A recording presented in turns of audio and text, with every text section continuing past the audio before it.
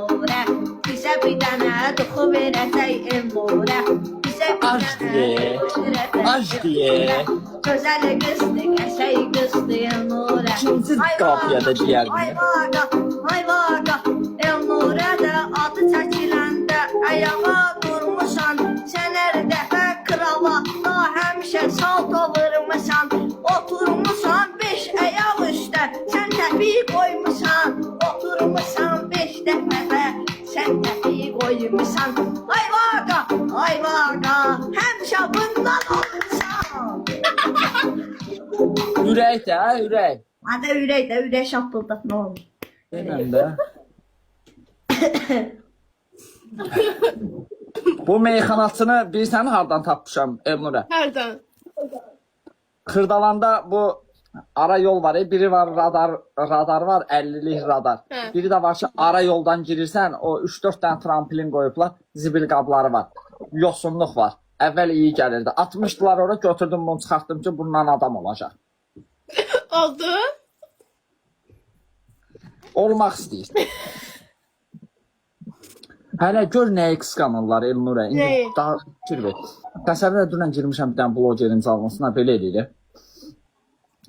Qaqaş deyir ki, dəstəkçi deyir ki, ay vaqa, o meyxana, vaqa ilə o meyxanaçı tutuşur da, zordur, hamı onlara baxırsaq belə eləyir.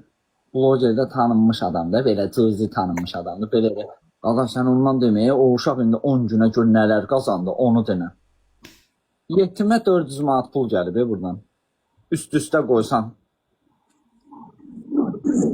Gör nəyin paxıllığını çəkənlər var yanımız. Ona görə Elnurə heç nəyi demə, heç kimə. Vallahi. Mənə direktə deyərsən prosto.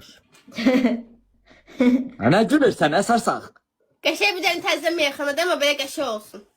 Qəşəng meyxanadır. Elnurənin şotuna olmuşsan da vaqa. Hə. Adı nədir? Adı var ki, adı bu pes Ay kapalı meyxana. Elnurə, ay Elnurə, ay Elnurə. Adlı əli qoymuşsan, əli tanıyırlar səni. Əsl adın 50'dir, əli tanıyırlar səni. Əsl adın 50'dir, əli tanıyırlar səni. Sən də bundan olmuşsan, 50 tanıyırlar səni. Həmişə Yenə Nur. olmuşsan, 50 tanıyırlar səni. Ay Elnurə, Elnurə, ay Elnurə, Elnurə.